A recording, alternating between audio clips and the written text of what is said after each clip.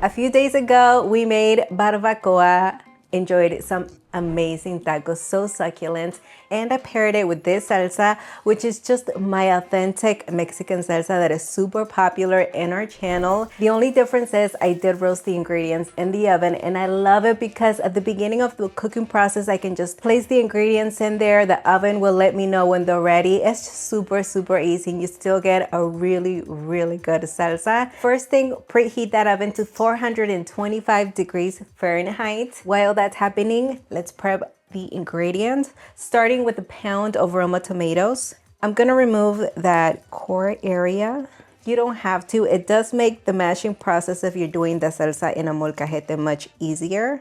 Now cut them in half. And I like to make sure I pick really good ripe tomatoes. It's just gonna enhance the flavor. There's nothing worse than having salsa with not a lot of flavor. Transfer all of these tomatoes over into a parchment lined sheet pan. I'm gonna do 1 serrano pepper. You can do a lot more depending on your heat tolerance, or you could even go for a mild salsa with a jalapeno or habaneros for a punch in your face kind of heat. I'm just gonna do a slit right in the center. I do like to remove that stem. Also do 1/4 of a white onion, and I'm just gonna slice it.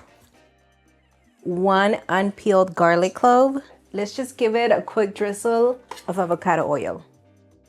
Transfer them into the oven and cook for about 20 to 25 minutes or until those ingredients are fully cooked through.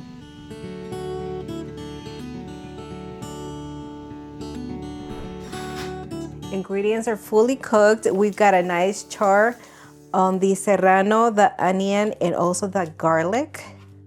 So I'm just gonna pull it out. And I'm gonna place the tomatoes back under the broil for 3 to 5 minutes. I want them to get a really good char as well.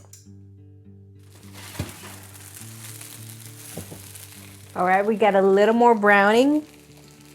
Any more under the broil and that parchment paper is going to be completely black, but look, that is good. I like it.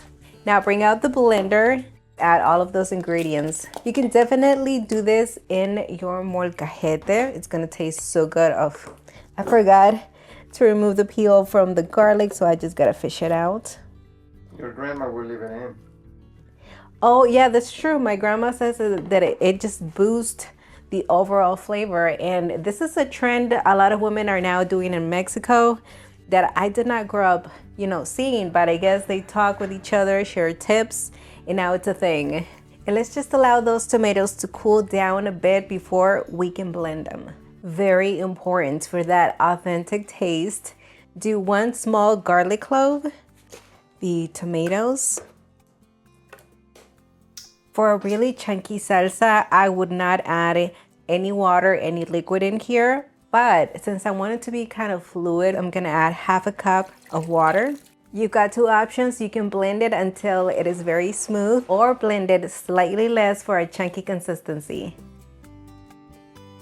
We're gonna add a little bit of salt. This is to taste. And like I said, the consistency really depends on what you're using it for. Now on my recent instant barbacoa recipe, you're gonna be able to see that my salsa is smoother, but it is because it is for tacos, which brings me to my next topic. You can definitely add in here some diced onion and chopped cilantro, but if you're pairing it with something that already has those components, then I would just leave it out. I've already tasted this salsa, but paired with your favorite corn tortilla chips, it is a treat.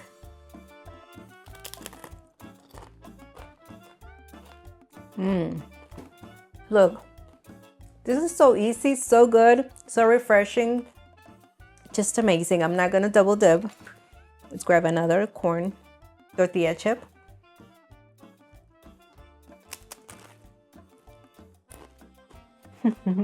I'm ready to start a party. Bring out the barbacoa. This is just so delicious, you guys. The full printable recipe is gonna be available on villacocina.com for you to print it out, make it at home, enjoy it with your favorite dishes.